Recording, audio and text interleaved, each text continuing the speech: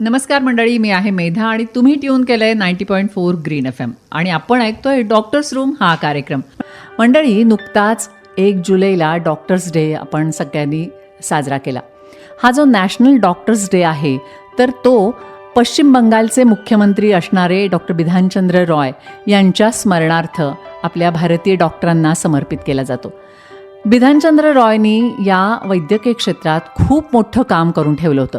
म्हणूनच त्यांचा जन्मदिन आणि त्यांचा स्मृतिदिन हा 1 जुलै असल्यामुळं हा दिवस डॉक्टर्स डे म्हणून आपण संपूर्ण भारतभर पाळतो. मंडळी, खरं तर डॉक्टर आपल्यासाठी देव असतात. आपल्याला माहिती आहे, आपल्याला काही व्हायला लागलं की आपल्याला पहिल्यांदा आठवतात ते डॉक्टर्स.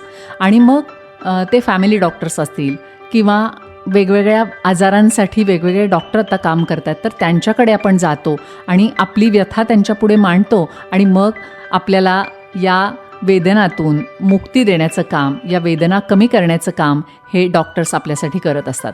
म्हणूनच आपण त्यांना देव मानतो आणि या डॉक्टर्स डे निमित्त आपण त्यांना खूप साऱ्या शुभेच्छाही देतो. मंडळी, दरवर्षी या डॉक्टर्स डेची एक थीम असते. यावेळची थीम खूप छान होती, behind the mask who heels the healers. मंडळी, आपण सामान्य माणसं, आपल्याला काय व्हायला लागलं की आपल्याला आठवण येते ती या डॉक्टरांची. पण या डॉक्टरांचं रुग्णसेवा करत असताना त्यांचं आयुष्य कसं असतं, ते स्वतःच्या आयुष्याकडे कसे बघतात, ते स्वतःसाठी वेळ काढतात का, ते स्वतःसाठी, आपल्या फॅमिलीसाठी आपलं रुटीन कसं फॉलो करतात, या सगळ्याची आपल्याला सगळ्यांना खूप उत्सुकता असते. मग मी यावेळेला ठरवलं की आपण गंमत करूया थोडीशी. आपण दर रविवारी एखादा आजार घेतो आणि त्यातले तज्ज्ञ डॉक्टर बोलवतो आणि तुमच्यापर्यंत त्या आजाराबद्दलची सगळी माहिती पोहोचवतो. मग ते आजार का होतात, त्याची काही कारणं असतात का, त्याच्यावर उपचार कसे केले जातात, तो आजार होऊ नये म्हणून काही काळजी घ्यावी लागते का, याची सगळी माहिती डॉक्टर्स रूमच्या माध्यमातून डॉक्टर आपल्यापर्यंत पोहोचवत असतात. म्हटलं यावेळेला आपण त्यांच्या थोडंसं आयुष्यात डोकावूया का, त्यांना आपण अशी विनंती करूया का की हू हील्स आवर हिरोज, हू हील्स आवर हीलर्स. आणि मग मी काही प्रातिनिधिक स्वरूपात या डॉक्टरांचं म्हणणं ऐकून घेतलं आणि त्यांना नेमकं काय म्हणायचं आहे, ते आपलं व्यावसायिक आयुष्य आणि आपलं पर्सनल लाईफ कसं वेगळं ठेवतात किंवा स्वतःच्या आरोग्याकडे कसं बघतात, याविषयी त्यांची काय मतं आहेत ती सुद्धा जाणून घेतली. आणि आजच्या डॉक्टर्स रूमच्या माध्यमातून ती सगळी त्यांची मतं, त्यांचं म्हणणं मी तुमच्यापर्यंत हे सगळं पोहोचवते. मंडळी, हे सगळं पोहोचवत असताना हे सगळे प्रातिनिधिक स्वरूपात आपल्यापर्यंत त्यांचे विचार आलेले आहेत. खरं तर आजकाल डॉक्टरसुद्धा स्वतःच्या आयुष्याची, आरोग्याची खूप चांगल्या पद्धतीनं काळजी घेतात. स्पेशली सर्जन जे असतात, तर त्या लोकांना तर खूप टेन्शन्स असतात आणि खूप महत्त्वाच्या गोष्टी त्यांच्याकडून हँडल होणार असतात. आयुष्य एकेकाची त्यांच्या हातात असतात. तर ती मंडळीसुद्धा खूप चांगल्या पद्धतीनं स्वतःची काळजी घेतात. तर आत्ता आपण प्रातिनिधिक स्वरूपात ज्यांनी आपल्याकडं हे त्यांचं म्हणणं पाठवलेलं आहे, तर ते ऐकूया आणि बघूया ते आपलं आयुष्य कसं छान करायचा प्रयत्न करतात किंवा रुग्णसेवा करायची तर त्या दृष्टीनं मला स्वतःला किती समर्थ असलं पाहिजे याचा कसा विचार करतात. नमस्कार, मी डॉक्टर तन्वी नाईक. मी एक सायकियाट्रिस्ट आहे, म्हणजेच मनोविकार तज्ज्ञ आहे. यावर्षीची डॉक्टर्स डेची theme he behind the mask who heels the healers अशी आहे, जी खरं तर आमच्याच विषयाशी निगडीत आहे. फिजिकल एक्झॉशनबद्दल आपण सगळे ऐकून असतो, पण डॉक्टर्समध्ये मेंटल एक्झॉशन किंवा सायकोलॉजिकल बर्नआउट असंही ज्याला म्हणतात, हे खूप कॉमन आहे आणि दुर्दैवाने बरेच डॉक्टर्सही अजून ह्याबद्दल अनभिज्ञ आहेत. तर मला आनंद आहे की यावर्षीच्या डॉक्टर्स डेची थीम त्यांनी ही निवडली आहे. या निमित्ताने मला एकच प्रसंग आठवतोय, तो म्हणजे मी जेव्हा सायकॅट्री रेसिडेन्सीला सुरुवात केली, ज्या डिपार्टमेंटला मी होते, तर तेव्हा हळूहळू पहिल्याच आठवड्यात नवीन पेशंट्स बघायला मिळत होते आणि हे एक वेगळंच जग बघायला मिळत होतं. खूप वेगवेगळे दुःखदायक प्रसंग ऐकणं, त्यांच्या फॅमिलीजच्या स्टोरीज ऐकणं, हे थोडंसं सुरुवातीला कुठल्याही माणसाला अस्वस्थ करतं. तसंच काहीशी आमची अवस्थाही झाली होती. पण पहिल्याच आठवड्यात आम्हाला आमच्या डिपार्टमेंटमधल्या प्रोफेसरांनी बोलवून सांगितलं होतं की तुम्ही ह्या OPDमध्ये, सायकॅट्री OPDमध्ये ज्या काही गोष्टी ऐकताय, घटना बघताय, अनुभवताय, हे सगळं तुम्ही इथंच सोडून तुमच्या हॉस्टेलच्या रूममध्ये जायला शिकायचं आहे तुम्हाला. इथली कुठलीही गोष्ट तुम्ही डोक्यात ठेवून हॉस्टेलमध्ये, रूममध्ये जायचं नाही आहे. तुम्हाला कुठेतरी ते स्विच ऑन, स्विच ऑफ करता यायला पाहिजे. हे तुम्ही पहिल्याच आठवड्यात मला आमच्या सरांनी सांगितलं होतं. ती सूचनाच होती खरं तर, जी मला वाटते की जी आयुष्यभरासाठी फार महत्त्वाची ठरणार आहे. कारण हे खरंच आहे की आपल्याला सगळ्यांनाच प्रोफेशनल, पर्सनल आणि सोशल आयुष्य हे वेगवेगळं ठेवता आलं पाहिजे.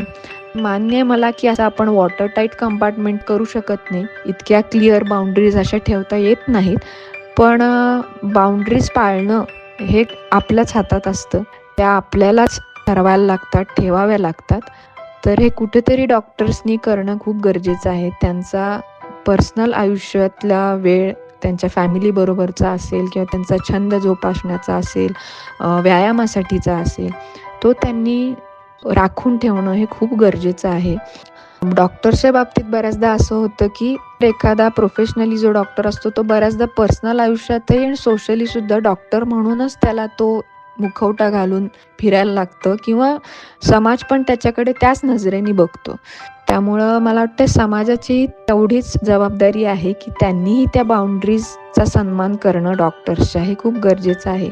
एखाद्या डॉक्टरच्या पर्सनल वेळेत त्याच्या OPD आवर सोडून आपण त्यांच्याशी कन्सल्ट करताना आपण थोडा विचार केला पाहिजे. तर मला वाटते हे सगळ्यांनीच एकमेकांच्या बाउंड्रीजचा सन्मान करणं, त्याचा मान राखणं गरजेचं आहे, त्या ओळखणं गरजेचं आहे. आणि माझ्याकडून सर्व डॉक्टर्सना डॉक्टर्स डेच्या खूप खूप शुभेच्छा. धन्यवाद. या आहेत GMC मिरजच्या doctor Priya Deshpande madam.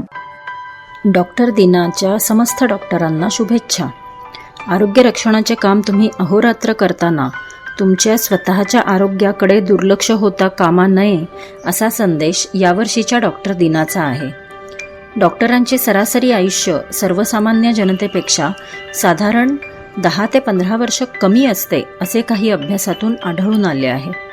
Doctor बनण्याचा प्रवास मोठा आणि शारीरिक व मानसिकदृष्ट्या थकवणारा असतो. आधी नीट परीक्षेची तयारी आणि नंतर अवघड वैद्यकीय शिक्षणाची वाटचाल. पदव्युत्तर शिक्षण घेताना तर शारीरिक व मानसिक क्षमतेचा कस लागतो. तणाव तर 5वीला पुजलेला असतो. आधी अभ्यासाचा, मग PG मिळवण्याचा, मग दवाखाना उभा करण्याचा, मग रुग्ण मिळवण्याचा आणि शिक्षण आणि दवाखान्याचे कर्ज फेडण्याचा. फक्त ताणाचे कारण तेवढे बदलत जाते. डॉक्टरांना विविध जीवनशैलीजन्य आजार होतात. तसेच नैराश्य आणि आत्महत्यांचा आणि व्यसनांचा धोका देखील असतो. आत्महत्येचे मार्ग सहज उपलब्ध असणे आणि स्वतःसाठी मदत न मिळवता येणे यामुळे आत्महत्यांचे प्रमाण इतर जनतेपेक्षा 2.5 पट जास्त आहे. सर्वांच्या आजारपणामध्ये त्यांना मदत करणाऱ्या डॉक्टरांना आरोग्यपूर्ण बनवणे हे केवळ स्वतः आरोग्य व्यवस्थेच्या आणि समाजाच्या हातात आहे. डॉक्टर आणि वैद्यकीय विद्यार्थ्यांना सामोरे जावे लागणाऱ्या वातावरणामध्ये बदल झाले तर नक्कीच त्यांच्या आरोग्यावर सकारात्मक परिणाम दिसू शकतील. Let's heal the healers.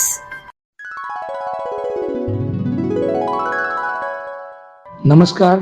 यंदाची जी डॉक्टर्स डेची थीम आहे, behind the mask who heals the healers, या अंतर्गत मी डॉक्टर गोरख मंद्रुपकर, गायनेकोलॉजिस्ट, इस्लामपूर. आता खरं तर असं आहे की आम्ही डॉक्टर म्हणून इतरांच्या आरोग्याची काळजी नेहमीच करत असतो. मग स्त्रीरोग तज्ज्ञ असेल, तो सर्जन असेल, तो फिजिशियन असेल किंवा इतर कोणताही डॉक्टर असेल. पण मग बऱ्याच वेळेला असं होतं की इतरांच्या आरोग्याची काळजी घेत असताना कधीही रात्री अपरात्री उठायला लागणं, जेवणाच्या वेळा त्या काही फिक्स नसणं, अगदी काटेकोरपणे व्यायामाला वेळ मिळेलच असंही काही नसणं, आणि या सगळ्यामुळं खरं तर आमचंच आरोग्य बिघडायची दाट शक्यता असते. पण मला असं वाटतं की जे मला माझ्या या क्षेत्रातील सिनियर्सनी जे काही सांगितलं, तर मला ते सगळ्यांच्या समोर सांगावंसं वाटतं आणि माझ्या यंगस्टर्स मित्रांना सांगावंसं वाटतं की आपल्याला जर खरोखरीच ही महत्त्वाची जबाबदारी पाळायची असेल तर आपलं आरोग्य पण खूप चांगलं ठेवणं गरजेचं आहे. मी स्वतः काय करतो तर रोजच 5:30ला उठतो आणि मग उठून सकाळच्या वेळेत जेव्हा काही ऑपरेशन नसतात, डिलिव्हरी नसते किंवा इतर गोष्टी काही नसतात, तर त्यावेळेला सकाळी उठून चालायला जाणे, सूर्यनमस्कार करणे, थोडीशी ध्यानधारणा करणे आणि त्यानंतर दवाखान्यात जाण्यापूर्वी पोट भरून जेवणे, कारण पुढं आपल्याला माहिती नसतं. आणि त्यानंतर मग कुठल्याही प्रकारचं व्यसन न करणे हे काटेकोरपणे पाळले आणि ज्या ज्या वेळेला वेळ मिळतो तर त्या वेळेला चालायला जातो आणि रात्रीच्या वेळेला मात्र कुठल्याही परिस्थितीत एक 10:30ला झोपून जातो की जेणेकरून समजा रात्री आपला तरी कॉल आला तर जायला सोपं पडतं, पुरेशी झोप होऊन जाते आणि जर असा काही कॉल नाही आला तर छानशी झोप मिळूनही जाते. म्हणजे ओव्हरऑल या सगळ्या बिझी शेड्यूलमधून थोडासा स्वतःकरता वेळ जेवढा म्हणून देता येईल तेवढा देतो. जेव्हा अजिबातच काही अपॉइंटमेंट्स नसतात, निवांतपणा असतो, त्यावेळेला एखादं छानसं पुस्तक वाचणं, जाता येता प्रवासामध्ये चांगली गाणी ऐकणं आणि मनही शांत ठेवणं आणि ज्या ज्या वेळेला शक्य आहे त्या वेळेला एखादा चांगला सिनेमा पाहणं, नाटक पाहणं, मित्रांच्या बरोबर वेळ देणं हे अगदी आवर्जून करतो. तर मला तुम्हाला सगळ्यांना हेच सांगायचं आहे, कितीही बिझी असा, कितीही तुमचं शेड्यूल बिझी असू दे, स्वतःकरता थोडासा वेळ काढा, कारण आपलं आरोग्य हे महत्त्वाचं आहे आणि ते टिकलं तरच आपण समोरच्याच्या आरोग्याची किंवा आपल्याला जी काही आयुष्यामध्ये जे काही टास्क मिळाली आहे ती व्यवस्थितपणे हँडल करण्याची आपल्याला ताकद मिळू शकते. Thank you green FM. Happy doctors day. मंडळी, ब्रेकनंतर तुमच्या सगळ्यांचं पुन्हा एकदा स्वागत. मंडळी, नुकताच 1 जुलैला डॉक्टर्स डे भारतभर आपण साजराही केला असं म्हणायला हरकत नाही. तर या दिवसानिमित्त आपण अनेक डॉक्टरांशी बोललो आणि त्यांना त्यांच्या आयुष्याकडे ते कसे बघतात तर त्याविषयी आपण जाणून घ्यायचा प्रयत्न करतोय. काही डॉक्टरांचं म्हणणं आपण ऐकलं, पण आणखी काही डॉक्टर्स आहेत, त्यांचं म्हणणं काय आहे ते देखील ऐकूया. चला. आणि हे आहेत सांगलीचे प्रख्यात स्त्रीरोग तज्ज्ञ डॉक्टर अनिल मगदुम सर. मंडळी नमस्कार. मेधा मॅडमनी नुकताच एक प्रश्न विचारला की डॉक्टर, रुग्ण आणि नातेवाईक यांची काळजी घेता घेता म्हणजे त्यांच्या शारीरिक आणि मानसिक वेदना कमी करताना किंवा त्यांना त्यासाठी मदत करत असताना तुम्ही तुमच्या मनाची काळजी कशी घेतात, म्हणजे यावेळी येणारा ताण, स्ट्रेस हे कसं मॅनेज करतात? खरं तर हा प्रश्न याचा कधीच मी विचार केला नव्हता. मेधा मॅडमनी विचारल्यानंतर मी विचार करायला लागलो की काय आहे. मला जाणवलेल्या थोड्या गोष्टी. एक, हे मला काम वाटत नाहीत. म्हणजे मी जे काय करतोय हॉस्पिटलमध्ये ते मला काम वाटत नाही. जसं तुम्ही दररोज चहा पिता, एन्जॉय करतात, घरातल्यांशी मित्रांशी गप्पा मारतात, त्यामध्ये जसं काही स्ट्रेस असत नाही, त्याचप्रमाणे रुग्णांशी बोलताना आणि त्यांच्या व्यथा जाणून घेताना किंवा शस्त्रक्रिया करत असताना असं मला एक खूप आनंद मिळत असतो. त्यात मला वेगळं कायच वाटत नाहीत आणि त्यामुळं स्ट्रेस नावाची गोष्ट ह्या सगळ्या ह्याच्यामध्ये सहसा कधी येत नाहीत. दुसरं, त्या कामामध्ये मिळणारं जॉब सॅटिस्फॅक्शन. म्हणजे जॉब सॅटिस्फॅक्शनच्या बाबतीत वेगवेगळे कामं किंवा वेगवेगळे व्यवसाय असतील, पण त्यापैकी सगळ्यात वरच्या लेवलला म्हणजे सगळ्यात जास्त जॉब सॅटिस्फॅक्शन कशात असेल तर मला वाटतंय की ते आमच्या प्रोफेशनमध्ये आहेत. तिसरं, मला या क्षेत्रात काम करत असताना म्हणजे डॉक्टर म्हणून मी काम करत असताना मला वेगवेगळ्या क्षेत्रातील वेगवेगळ्या व्यक्तींशी संवाद साधायला मिळतात, बोलायला मिळतात आणि मला हे लोकांच्या बद्दल वेगवेगळ्या गोष्टी, त्यांच्या आवडीच्या, त्यांचं काम काय, त्यांना त्यांच्या कामातल्या म्हणजे असं चांगल्या वाईट गोष्टी, त्यांचे चांगले वाईट अनुभव हे ऐकायला खूप चांगलं वाटतं, खूप मजा येते आणि आतून मला असं ते खूप इच्छा असते की बाबा हे लोक कसं काम करतात. आणि या क्षेत्रात राहिल्यामुळं मला बऱ्याच लोकांशी संवाद साधायला मिळतो. म्हणजे मग ते कचरा गोळा करणारा माणूस असू दे, त्याची बायको असू दे किंवा एरोप्लेनमध्ये काम करणारे एअर होस्टेस असू दे, अशा बऱ्याच वेगवेगळ्या क्षेत्रातल्या लोकांशी मला संवाद साधता येतो. त्यामुळे सगळ्यात महत्त्वाची गोष्ट म्हणजे मी आहे स्त्रीरोग तज्ज्ञ. आज 21व्या शतकात स्त्रियांच्याबद्दल बऱ्याच सुधारणा आहेत, पण तरीसुद्धा बऱ्याच वेळेला मला असं वाटतंय की स्त्रियांना व्यक्त होण्यासाठी प्लॅटफॉर्म नाही, व्यासपीठ नाही. त्यांना खूप कमी ठिकाणी मन मोकळेपणानं व्यक्त होता येते. आणि मंडळी, जेव्हा मी माझ्या ओपीडीमध्ये त्यांच्या वेदना ऐकत असतोय, शारीरिक प्रॉब्लेम्स समजून घ्यायचा प्रयत्न करत असतोय आणि त्यातून काय आजार असेल याचा अंदाज बांधत असतोय, तेव्हा हे सगळे रुग्ण त्यांच्या बऱ्याच गोष्टी सांगत असतात आणि त्यातून मी त्यांना एक व्यक्त व्हायची संधी देतोय आणि ह्यामधून मला खूप प्रचंड समाधान मिळते. पण नेहमीच असं सगळं चांगलं चांगलं असत नाही. बऱ्याच वेळेला गुंतागुंतीच्या शस्त्रक्रिया असतात किंवा बऱ्याच वेळेला उत्तरच सापडत नाही की नेमकं कशामुळे ह्या स्त्रीला हा आजार आहे किंवा हा त्रास होतोय, तिला कोणता आजार असेल बरं, किंवा त्यासाठी काय करायला पाहिजे. किंवा काही वेळेला असं होतं की आम्ही आमचे सगळे प्रयत्न करतोय तरी पण हवा तो योग्य तो रिझल्ट मिळत नाही आहेत, म्हणजे त्या आजारावर त्या रुग्णासाठी आम्हाला उपाय सापडत नाही. अशा वेळेला थोडंसं स्ट्रेस येतोय आणि मग काय करतोय माहिती आहे मंडळी, एकदम सिंपल गोष्ट पण जी मनापासून मला आवडते ते म्हणजे चालणं. म्हणजे मी ऊन पाऊस थंडी काहीही न बघता समोर रस्ता दिसल तिकडं चालत सुटतो. एक साधारण 15-20 मिनिटं अर्धा तास चालल्यानंतर मन बरंच शांत होतं आणि त्यानंतर मग मी परत येतोय. कधी कधी यामध्ये कॉफी मला बरीच हेल्प करते. किती भूक लागलेली आहे आणि काय भावना मनामध्ये आहेत, काय स्ट्रेस आहेत, किती ताणतणाव आहे, याच्यावर ब्लॅक कॉफी काय कॉफी विथ मिल्क पण दोन्ही पण विदाऊट शुगर हे ठरते. तर मंडळी, या साध्या सोप्या गोष्टीतून मला माझ्या कामामध्ये खूप कमी वेळेला स्ट्रेस येतोय. नमस्कार मंडळी, थँक्यू व्हेरी मच. आणि हे आहेत GMC मिरजचे डॉक्टर राजकिरण साळुंखे सर. नमस्कार श्रोते हो. यंदाचा डॉक्टर दिन आपण सर्वांनी अगदी उत्साहात साजरा केला. यावर्षीची थीम आहे behind the mask who heals the healer, म्हणजे जो इतरांना बरे करतो त्याची काळजी कोण घेतं.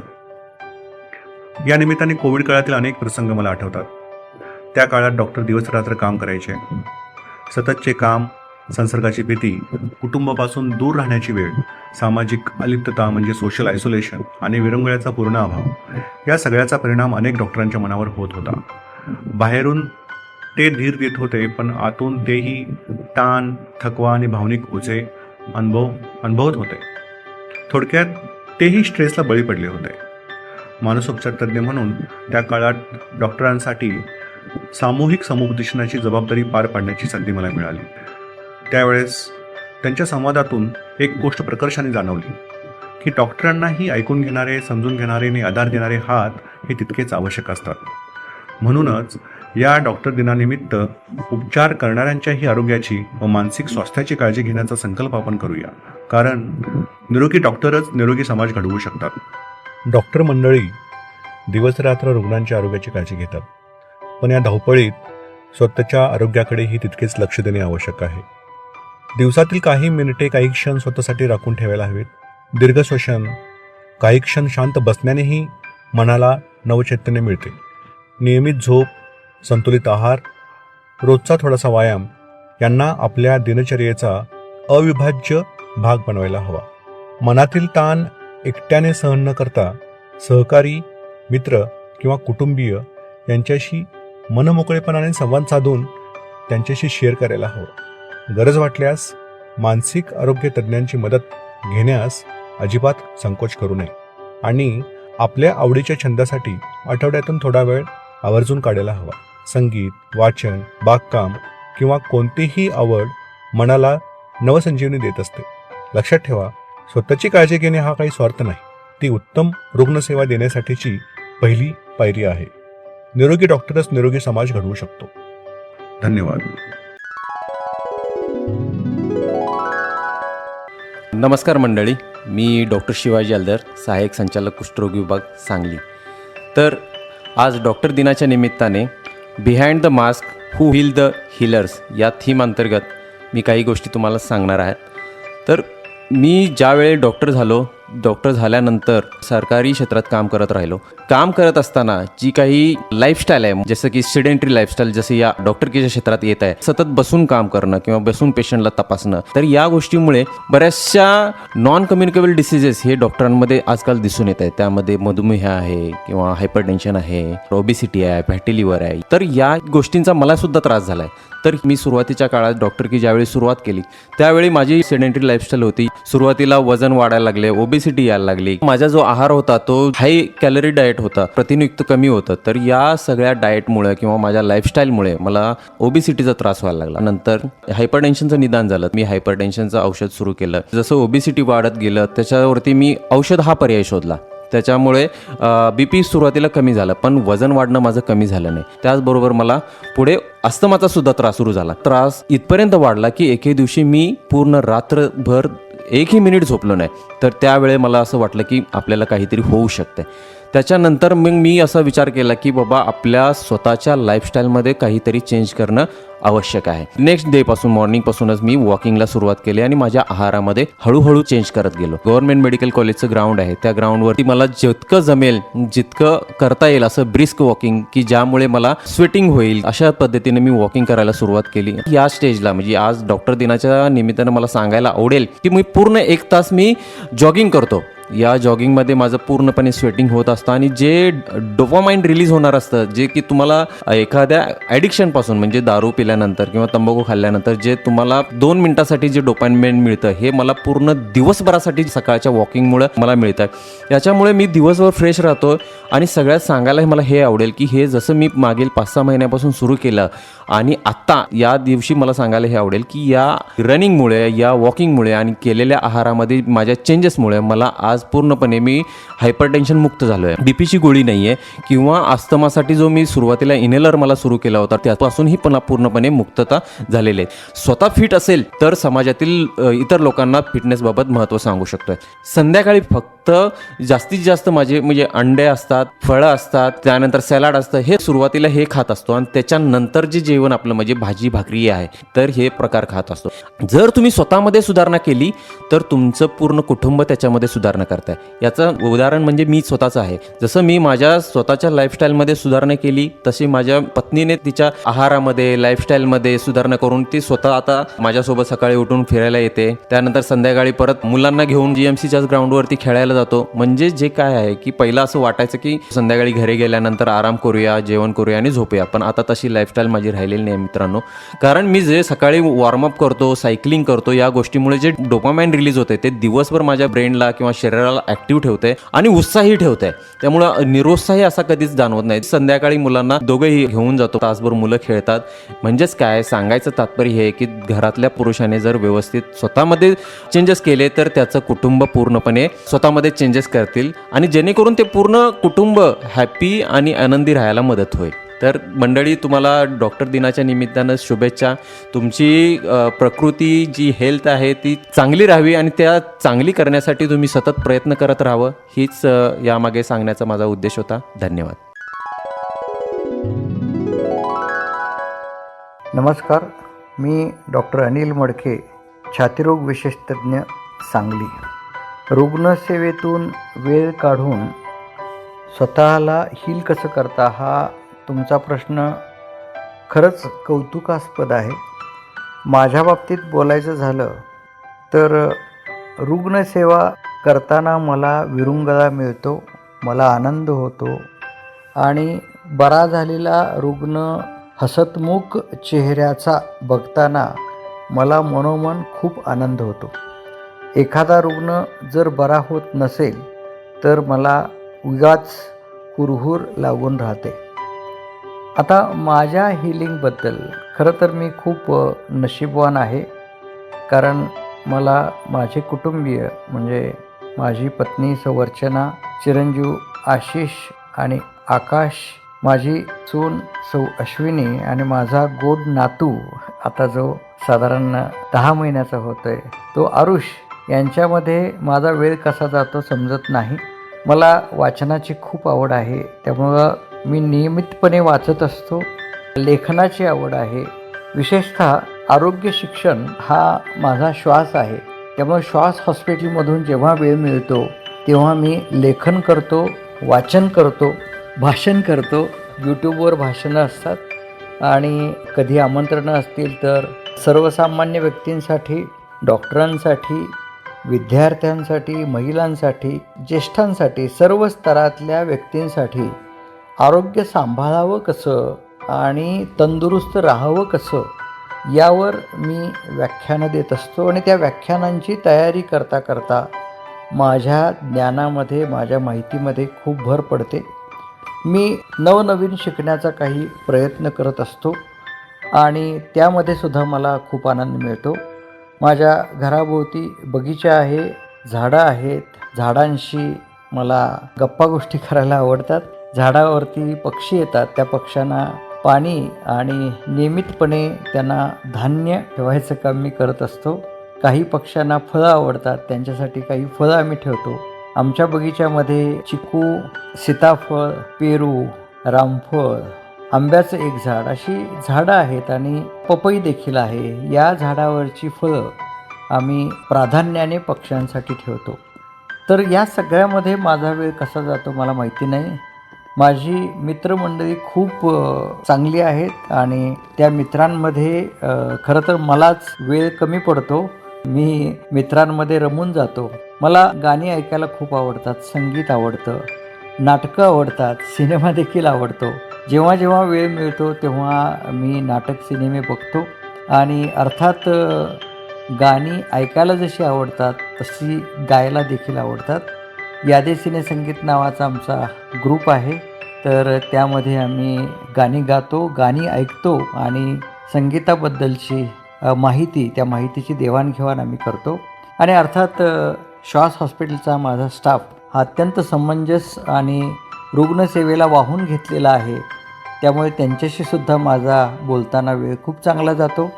आणि अर्थात जनस्वास्थ्य परिवारातील माझे मित्रमंडळी, इतरांसाठी करावं, काही करावं, झटावं हा हेतू, हा विचार सतत आमच्या डोक्यात असतो. त्यामुळे परवाच डॉक्टर्स डेच्या दिवशी आम्ही आमचे सिनियर, ज्येष्ठ गुरुवर्य आणि अनेक ज्येष्ठ धन्वंतरी सांगली जिल्ह्यातल्या वेगवेगळ्या भागात असलेले यांना आम्ही सन्मानित केलं. जनस्वास्थ्य जीवन गौरव पुरस्कार देऊन हा सोहळा खूप छान झाला आणि त्यांच्यावर आम्ही पुष्पवृष्टी केली. त्यांना आम्ही स्थानापन्न केलं आणि पाहुणे मंडळी आम्ही उभे राहून त्यांच्यावर पुष्पवृष्टी केली. हे सगळं करताना त्यांच्या चेहऱ्यावरचा आनंद पाहताना आम्हालाही आनंद झाला. हिलिंग ह्याच्यापेक्षा काही वेगळं असतं असं मला वाटत नाही. धन्यवाद. तर मंडळी, आज एक वेगळाच डॉक्टर्स रूम तुमच्यापर्यंत मी घेऊन आले. मला खूप आनंद झाला, कारण वैयक्तिक आयुष्यात डॉक्टर स्वतःच्या जीवनाकडे कसे बघतात, स्वतःसाठी ते काय करतात, स्वतःला आलेला स्ट्रेस कमी करण्यासाठी काय काय करतात, किंवा आपण जो व्यवसाय करतोय तोच स्ट्रेस घालवणारा आहे असंही काही डॉक्टरांना वाटतं. तर खरंच खूप एक छान प्रोफेशन आहे हे वैद्यकीय व्यवसाय. तर त्यातले काही आपल्याशी खूप छान बोलले आणि मला वाटते अनेक डॉक्टरांचं हेच मत असेल. तर ही सगळी डॉक्टर मंडळी, सगळे तुम्ही आमच्याशी खूप छान बोललात, तुमचं मनोगत व्यक्त केलं. तुम्हाला सगळ्यांना मनापासून धन्यवाद. Thank you very much.